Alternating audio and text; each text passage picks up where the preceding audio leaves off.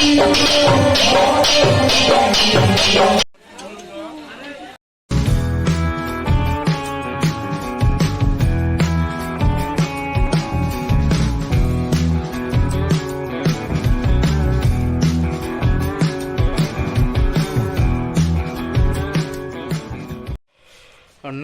বন্ধুরা, চলে এসেছি আরও একটা নতুন ফ্রেশ ব্লগ নিয়ে। আশা করছি আপনারা সকলেই ভালো আছেন। আমি তো খুব ভালো আছি, অনেকদিন পর দেখা।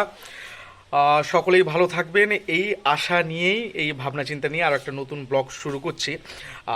আজ আমাদের গ্রামে অন্ন মহোৎসব, হয়তো কোথাও অষ্টম প্রহর, কোথাও নারায়ণ সেবা, নানান নামে নানান জায়গায় এটা পরিচিত। বাট আমাদের এখানে মহোৎসবও বলা হয় বা অন্ন মহোৎসবও বলা হয়। তো প্রায় 2 থেকে 3 হাজার লোকের একটা আয়োজন আমাদের গ্রামে প্রতি বছরই এটা হয়। তো তার একটা ওই অনুষ্ঠানের তার একটা মোটামুটি ছোট ভিডিও, ছোট ব্লগ আমি তোমাদের সামনে আজকে তুলে ধরবো। আর অবশ্যই তোমরা কমেন্ট করে জানিও কেমন লাগলো। আর অবশ্যই ভালো লাগলে লাইক শেয়ার কমেন্ট করতে কিন্তু ভুলো না।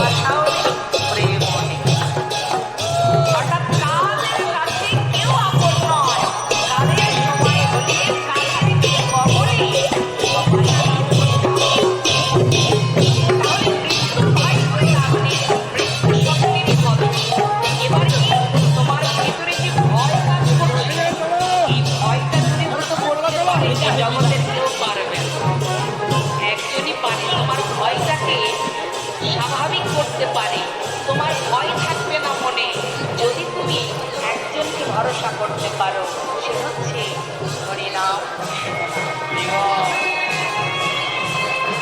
পথে চলতে তার নাম করো, ভাগবত কথা শ্রবণ করো, লীলা কথা শ্রবণ করো, কৃষ্ণ নাম শ্রবণ করো, সাধু সঙ্গ করো, ভক্ত চরণ ধুলি ভয়টা থাকবে না। তাই বৈষ্ণব মহাজন বললেন, কার জন্য ভাবছো তুমি, কারোর কথা ভেবে দাও, কেউ কারো নয়। হরিবোল হরিবোল।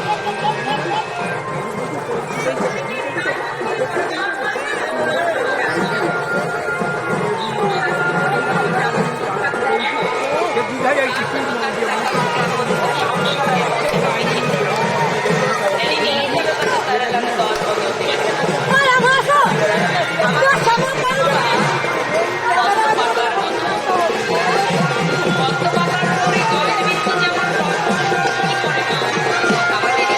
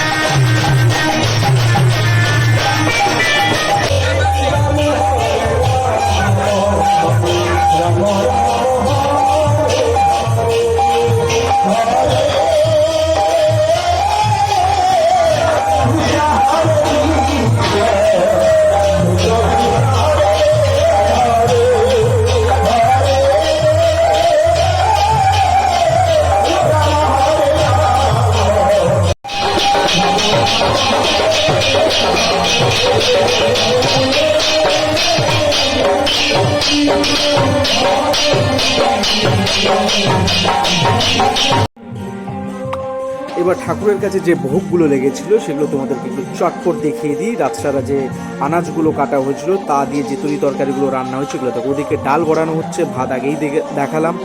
আর এদিকে হচ্ছে যে লাল লাল যে ডেকচিগুলো বসে রয়েছে এইগুলো হচ্ছে শুক্তো, এগুলো হচ্ছে সব শুক্তোর ডেকচিগুলো সব বসে রয়েছে। দেখতেই পাচ্ছ 1 2 3 4 5 6 7 8 প্রায় 8 ডেকচি কাছাকাছি, 8 9 10 ডেকচি কাছাকাছি প্রায় শুক্তো হয়েছে। আর এটা দেখতে পাচ্ছ পায়েসও হয়েছে।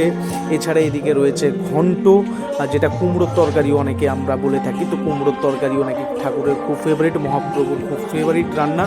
এছাড়া শাক রয়েছে, ডাল রয়েছে, শুক্তো রয়েছে, চাটনি রয়েছে, পায়েস রয়েছে। এই দেখতে পাচ্ছ এদিকে খেতেও বসে গেছেন অনেকে। তো অবশ্যই ভালো লাগলে সাবস্ক্রাইব করতে ভুলো না।